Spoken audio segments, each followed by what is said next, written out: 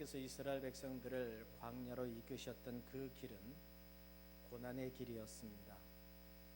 우리가 고난이라고 생각하면 즐거움과 기쁨보다는 부정적인 의미로 위협과 어려움, 때로는 징벌, 이런 뜻이 많이 숨어 있습니다. 그런데 시편 119편에 보면 고난당한 것이 내게 유익이라 이로 인하여 내가 주의 율례를 배우게 되었도다 라고 말씀하고 있습니다. 하나님께서 우리들에게 때로는 고난과 역경을 주시지만 그 고난을 통하여 하나님의 법을 깨닫게 되고 또 그 법을 깨닫게 되었기에 고난이 우리들의 삶의 유익이었었다라고 고백하는 겁니다.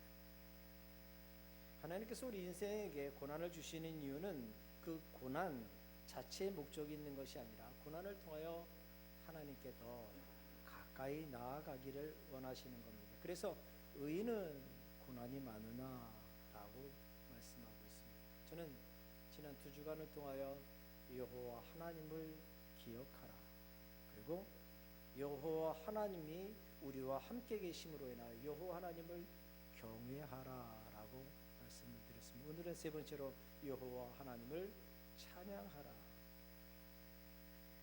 광야라는 곳은 어떤 것입니까?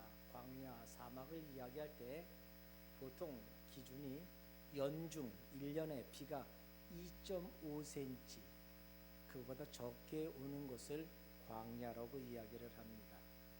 그래서 우리는 광야하면 모래만 있는 것을 생각하는데 모래도 있고 때로는 자갈도 있고 때로는 큰 바위들이 있지만 동일한 것은 그곳에 비가 내리지 않는다는 것입니다. 하나님께서 이스라엘 백성들을 광야로 보내시고 그 광야 생활을 통하여 하나님께서 얻기 원하셨던 것이 있습니다. 그러나 그 광야는 식물이 살 수 없는 것입니다. 사람들이 살기에도 열악하고 살 수 있다 하지만 많은 장비가 필요한 것입니다. 식물이 살 수 없으니 또한 그곳엔 동물도 살 수 없는 것입니다. 그에 반하여 사람들은 도시를 좋아합니다. 도시는 광야에 비해서 매력이 많은 곳입니다. 미국의 고등학생들이 가장 가보고 싶은 대학이 NYU랍니다. 왜 그런가 했더니 뉴욕의 한복판 맨하탄에 있기 때문이라고 이야기들을 한답니다. 그만큼 사람들은 도시로 몰려듭니다. 도시로 가면 광야보다 먹을 것이 많습니다. 도시에 가면 왠지 힘이 생기는 것 같습니다. 도시는 힘을 자랑하는 곳이기도 합니다.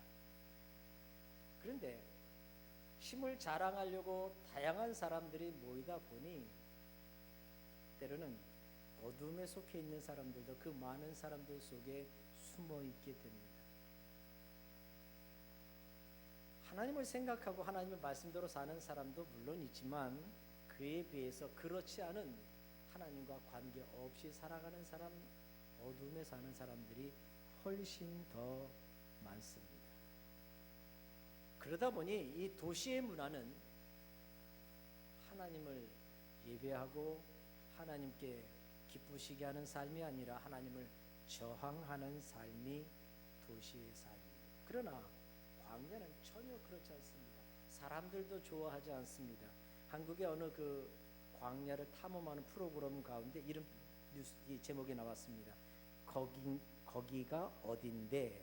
라는 KBS 프로그램인 것 같습니다. 그 광고를 선전하면서 차태현과 조세호도 사색하게 만든다. 제목이 그랬습니다. 차태현, 조세호 그 사람이 어떤 사람인지 모르지만 생각을 별로 안 하는 사람인 것 같습니다. 차태현과 조세호도 사색하는 곳, 이렇게 제목을 정했습니다.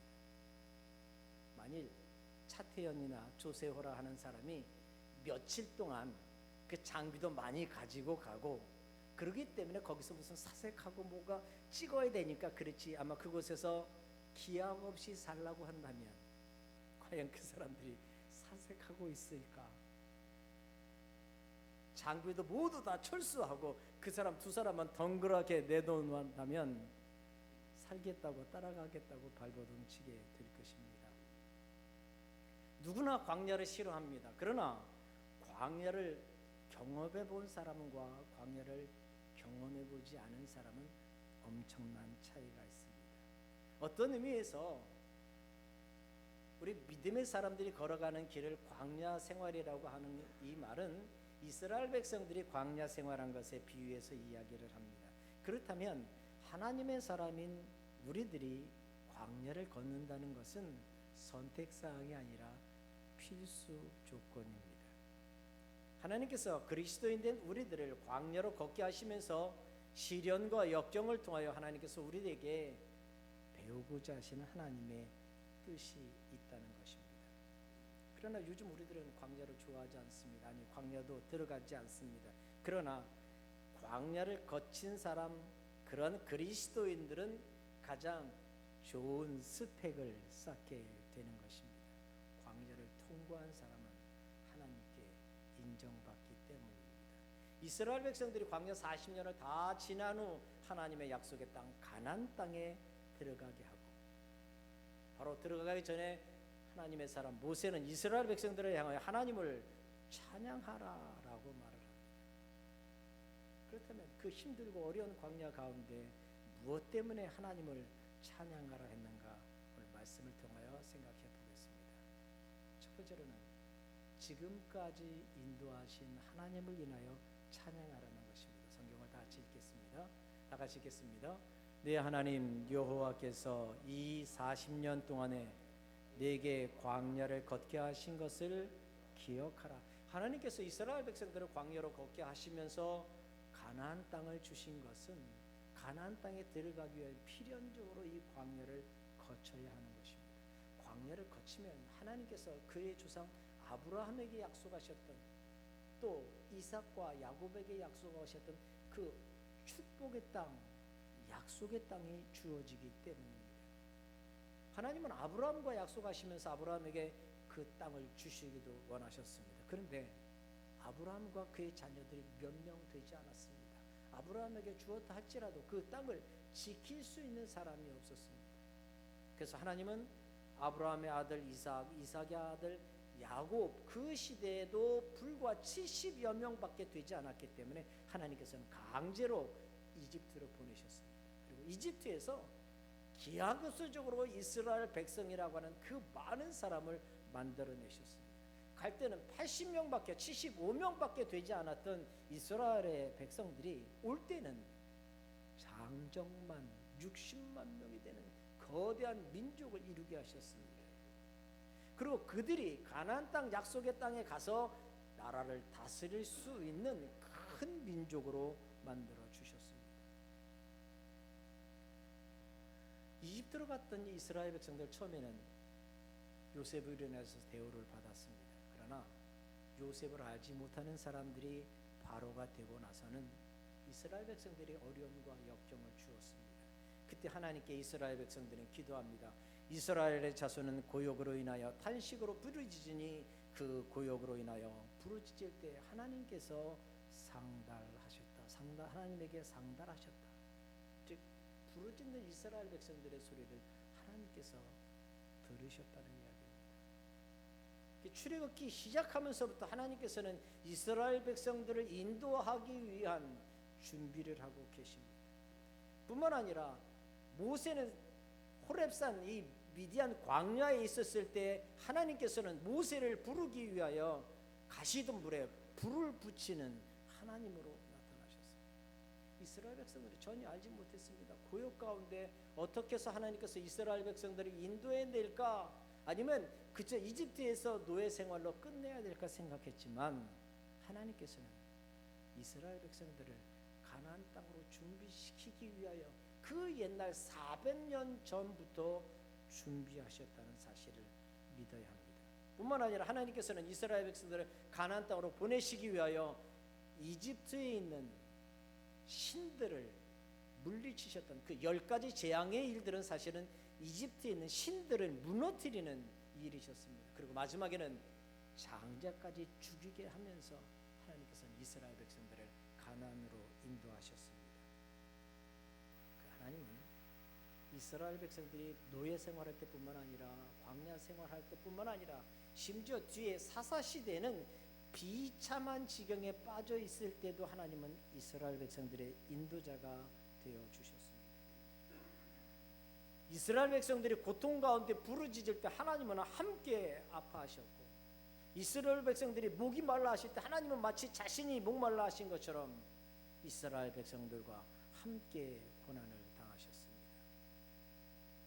어렵다고 힘들다고 고난이라고 부르짖을 때 하나님은 여김없이 이스라엘 백성들의 목소리를 들으셨습니다. 우리 성경을 보겠습니다. 출애굽기 2장 다 같이 읽겠습니다. 하나님이 그들의 고통 소리를 들으시고 하나님이 아브라함과 이삭과 야곱에게 세운 그 언약을 기억하사 하나님이 이스라엘 자손을 돌보셨고 하나님이 그들을 기억하셨더라. 울부짖을 때 하나님께서 그의 조상들과 하셨던 약속을 기억하시고 이스라엘 백성들을 인도하셨다는 것입니다. 그래서 시편 34편에 보면 의인이 외치며 하나님께서 들으시고 저희의 모든 환난에서 구원하셨다라는.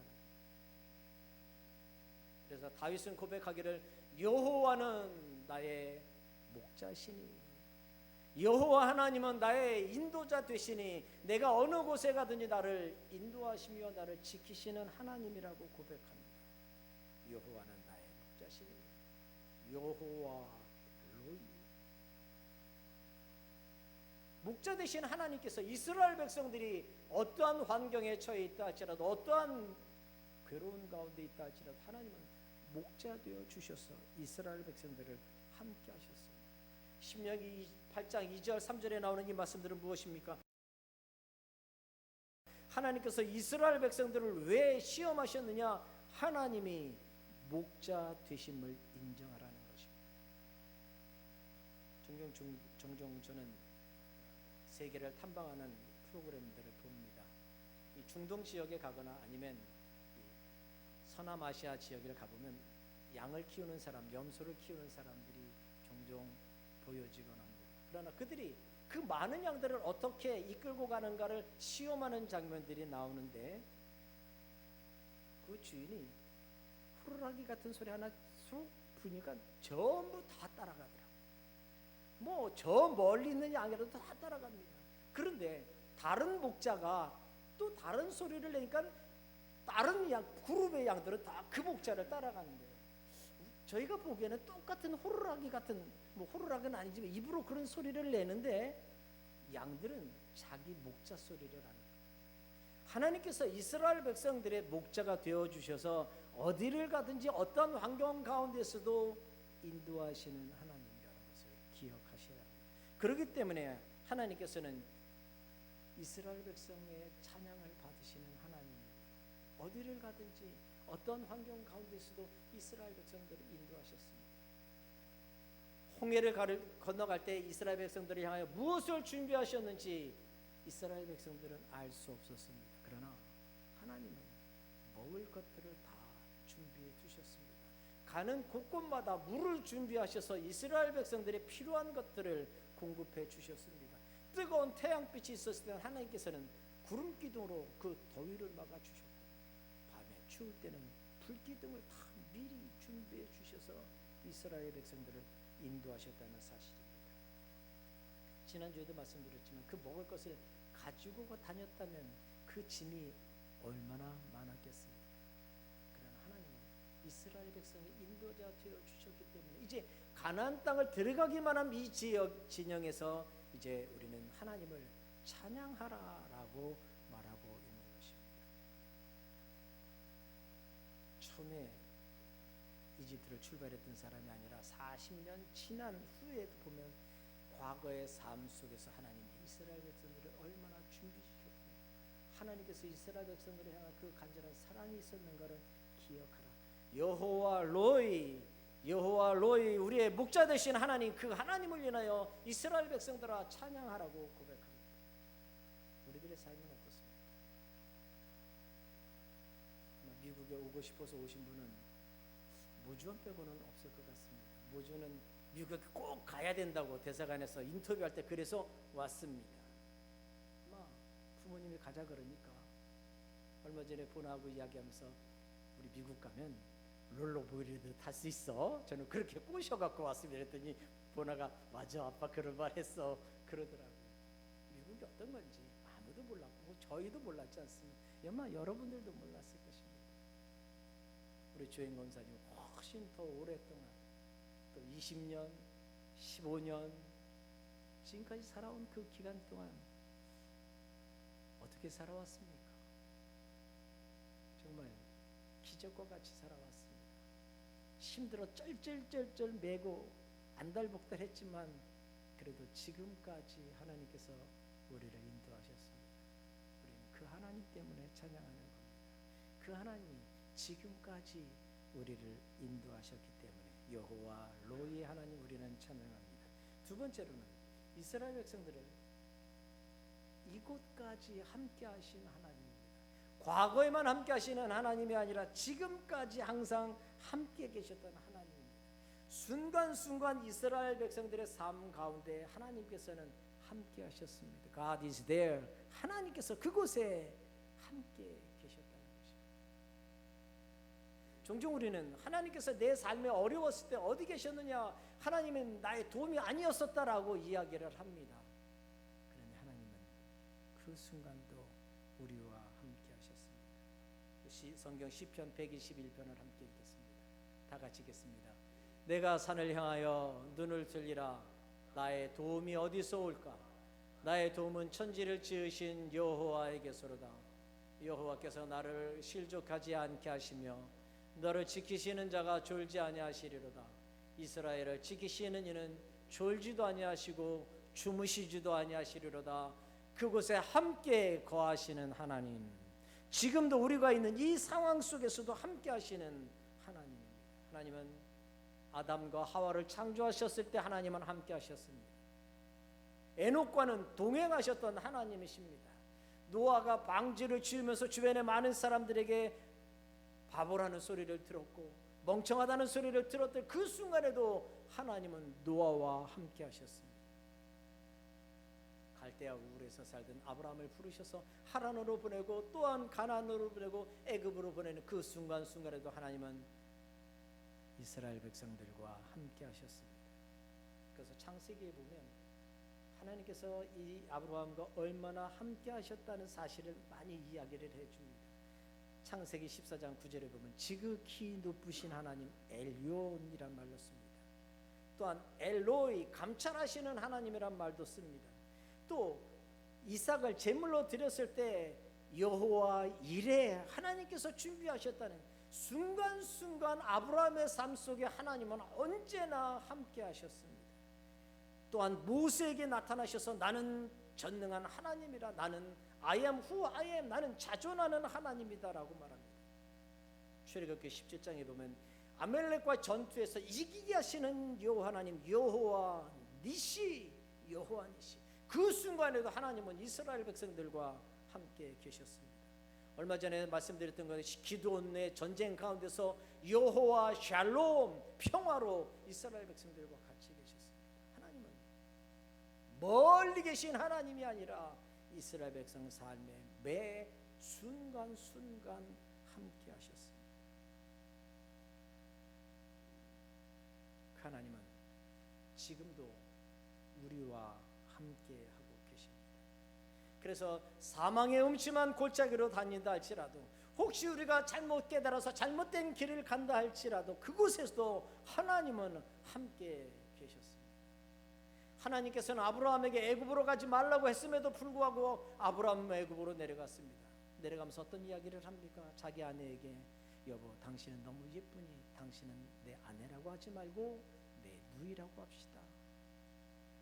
하나님의 뜻과 정반대의 뜻을 가지고 내려가고 그렇게 행했습니다. 그러나 하나님께서는 그곳에서도 함께 하셔서 빼앗길 뻔한 아내를 되찾아올 수 있도록 하게 하신 분이 바로 하나님이십니다. 하나님은 우리가 부르짖을 때 항상 그곳에서 우리의 기도를 들으셨습니다.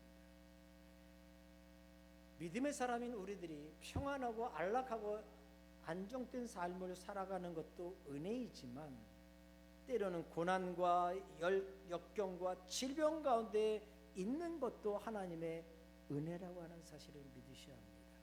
그 순간에도 하나님은 역시 우리와 함께 하셨다는 것입니다. 그렇기 때문에 우리는 찬양할 수 있습니다. 우리 찬양 가운데 이런 찬양이 있죠. 아무도 예배하지 않는 그곳에서 주를 예배하리라. 아무도 찬양하지 않는 그곳에서 나는 주를 찬양하리라. 아무도 헌신하지 않는 그곳에서 주께 헌신하리라. 누구도 증거하지 않는 그곳에서 나는 증거하리라. 왜? 하나님이 그곳에 같이 계시기 때문에. 순간순간에도 하나님은 언제나 우리와 함께 하셨습니다. 그렇기 때문에 우리와 함께 하시는 여호와 버전 여호와 샴마의 하나님, 그 하나님을 우리는 찬양할 수 있는 것입니다. 우리가 걸어가는 곳곳마다, 우리가 처해 있는 상황마다 하나님은 이스라엘 백성들과 함께 계셨듯이 우리와도 함께 계시며 내가 너와 함께 하겠다라고 말씀하시기에 이스라엘 백성들이 찬양하는 것뿐만 아니라 우리의 삶 속에서도 하나님을 찬양할 수 있다는 사실입니다. 그리고 오늘 신명기 8장 10절에 여호와 하나님을 찬양하라 했듯이 우리들의 삶 속에서도 여호와 하나님을 찬양하는 겁니다. 세 번째로는 승리하게 하신 하나님, 그 하나님을 찬양할 수 있는 것입니다. 우리 성경을 한번 보겠습니다. 10절 다 같이 읽겠습니다. 시작. 내가 먹어서 배부르고 내 하나님 여호와께서 옥토를 내게 주셨으므로 말미암아 그를 찬송하리라. 신명기 8장에서는 아직 가나안 땅을 들어가지 않았습니다. 그런데 여호와께서 옥토를 내게 주셨으므로 이미 받은 것처럼 이미 확신하게 주셨다라고 이야기를 합니다. 그렇다면 가나안 땅에 들어가서 가나안 땅에 살고 있는 사람과 싸워서 내가 승리하게 해 주겠다고 하는 하나님의 약속이라는 것을 분명히 믿으시길 바랍니다.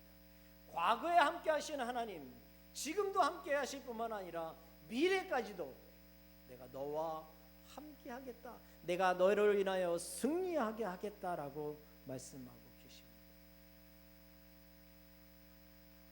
우리의 미래의 소망이 무엇입니까?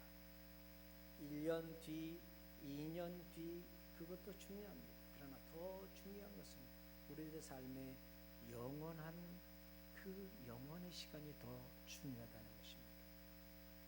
이스라엘 백성들은 하나님께서 이스라엘 백성들을 향한 고통 가운데서 모세와 아론이 이집트에서 애굽을 탈출하게 해주셨다는 소리를 들었을 때 그때부터 하나님을 찬양합니다. 그런데 함께 하나님을 찬양하며 하나님께 영광 돌리는 그 모습이 있었고 모두 다 이제는 노예 생활 끝, 불행 끝, 행복 시작 그렇게 느꼈을 것입니다. 그런데 오히려 이스라엘 백성들이 느꼈던 것은 더 고난과 역경이었습니다. 그래? 너희들이 아직 시간이 남아서 그런가 보다. 재료도 두지 않고 더 많은 괴로움을 주었습니다. 더 많은 역경을 주었습니다. 심지어 아들을 낳으면 나일강에 죽이라고까지 이야기하는 끔찍한 것이 있었습니다. 여호와 하나님의 승리의 날이 다가오는데 점점 악의 세력들은 하나님의 사람들을 더 승리케 하기보다는 더 억누르고 더 가지 못하게 합니다. 그러나 중요한 사실 한 가지는 점점 더 어렵고 이스라엘을 핍박할수록 이스라엘을 떠나는 날은 점점 더 가까워졌다는 사실입니다. 종종 우리가 하나님을 향하여 나아가고 하나님이 우리의 승리자 되심을 고백하며 찬양하며 나아가지만 우리들의 삶이 더 어렵고 괴롭고 힘들고 마치 악한 세력들은 우리를 좌절하기를 기다리고 있다는 사실. 그러나 하나님은 이스라엘 백성들에게 가나안 땅을 주셨음을 인하여 찬양하라라고 했듯이 주시지는 않았지만 주실 것을 믿고 승리하게 하실 하나님을 미리 찬양하라고 고백합니다. 복음이 뭡니까?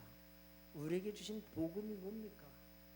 인생의 모든 문제를 해결하신 예수 그리스도의 십자가의 승리, 우리의 가지고 있는 모든 문제를 해결하실 수 있는 예수 그리스도의 십자가의 승리, 그 십자가의 승리를 우리는 우리가 사는 순간에 뿐만 아니라 더 크고 더 아름다운 것을 우리에게 주실 줄 믿고 나아가는 우리들의 삶입니다.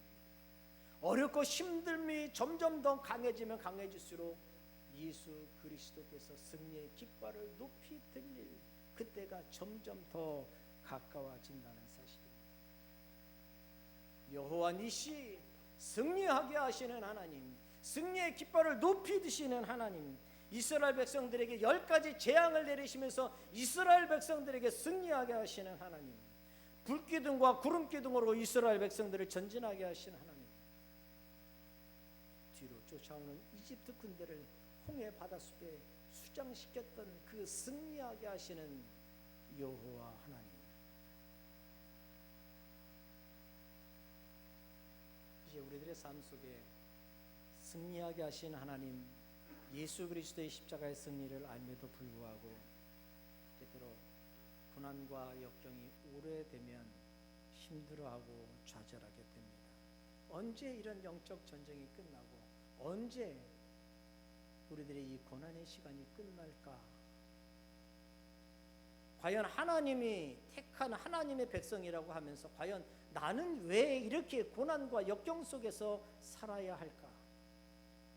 중요한 사실 한 가지는 하나님은 분명히 약속을 지키시는 하나님이라는 사실입니다. 얼마 전에 나인원원이었습니다. 저 깃발 기억하시죠? 다 무너진 그 환경 가운데서 다시금 굳기를, 성조기를 세우는 모습입니다. 무너지고 상처받았고 수많은 사람이 죽었던 그 장소에 다시 한번 일어나 승리의 깃발을 높이 들자는 표현입니다. 우리는 광야와 같은 이 세상을 살고 있습니다. 어쩌면 나인원원을 경험했던 우리 수많은 사람들처럼 그 비참하고 그 끔찍했던 그 비극 속에서도 다시 한번 우뚝 서 있는 프리덤 타워를 보게 됩니다. 주님은 광야와 같은 생활하는 우리들을 향하여 누가 승리의 깃발을 높이 들겠느냐라고 묻고 계십니다. 몇몇 소방대원들이 드는 것이 아니라 믿음을 가지고 여호와 하나님께서 승리하게 하심을 믿고 여호와 하나님이 승리하게 하십니다라고 승리의 깃발을 높이 들 자가 누구냐고 오늘 우리들에게 묻고 계십니다.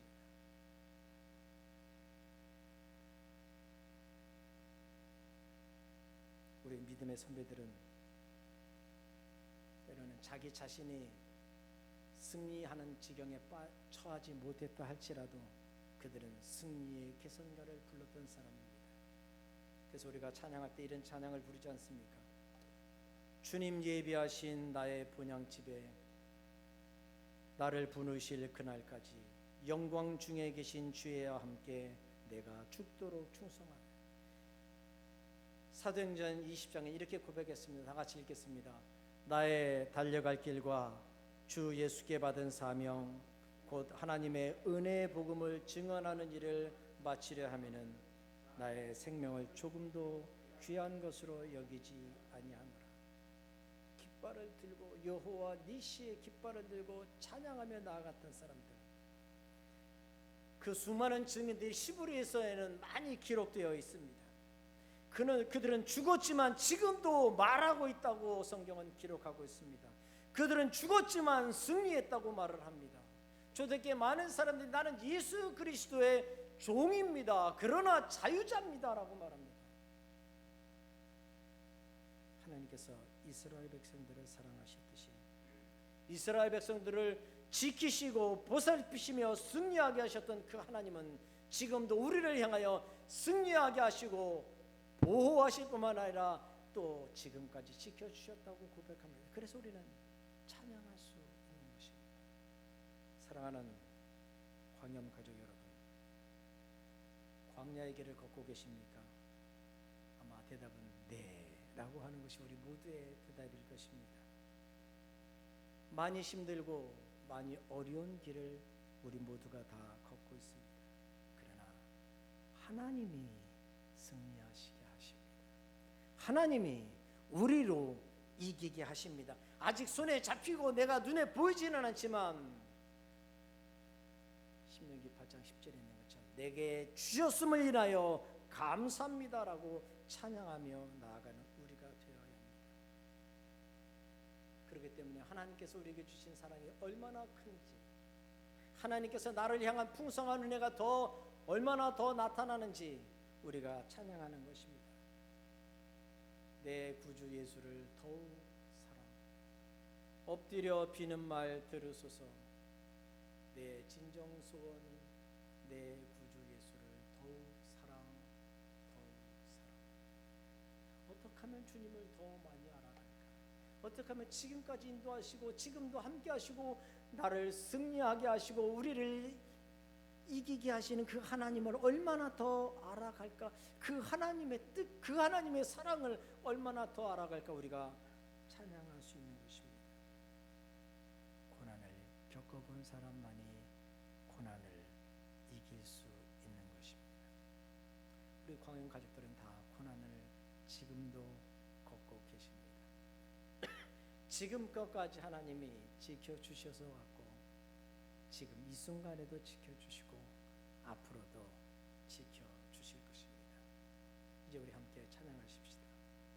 지금까지 인도하신 하나님, 이 순간에도 우리와 함께 하신 하나님, 그리고 우리를 승리하게 하신 하나님, 그 하나님 한 번도 우리를 실망시키신 적 없으신 그 하나님입니다.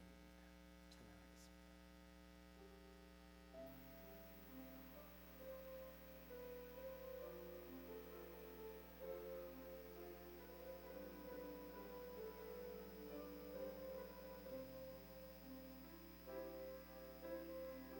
하나님 한 번도 나를 실망시킨 적 없으시고 언제나 공평과 은혜로 나를 지키시고 지나온 모든 세월들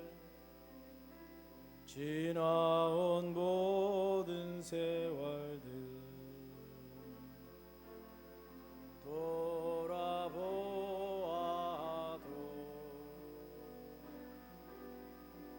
그 어느 것 하나 주의 손길 안 미친 것 전혀 없네. 오 신실하신 주, 오 신실하신 주, 오 신실하신 주, 내 너를 떠나지도 않으리라, 내 너를 버리지도 않으리라. 약속하셨던 주님, 그 약속을 지키사 이후로도 영원토록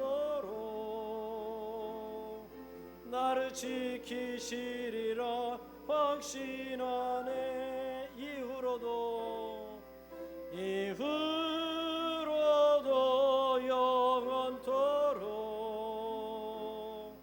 나를 지키시리라 확신하네. 아멘. 기도하겠습니다. 지금까지 인도하신 하나님, 이 순간에도 인도하신 하나님, 우리를 승리하게 하신 하나님, 이후로도 영원토록 그의 약속하심은 변치 않는 신실하신 하나님, 그 하나님을 찬양합니다. 고난이 있어도 고난 속에서 함께 하시는 하나님을 인하여 찬양합니다. 고난을 이기게 하실 그 하나님을 인하여 찬양합니다. 그 하나님께서 우리를 향한 그 풍성한 사랑이 있기에 우리는 찬양합니다. 하나님, 우리의 삶의 매 순간순간 찬양과 감사와 하나님이 함께 하심을 느끼며 살아가는 우리 모두가 되게 하여 주옵소서. 예수님 이름으로 기도하옵나이다. 아멘.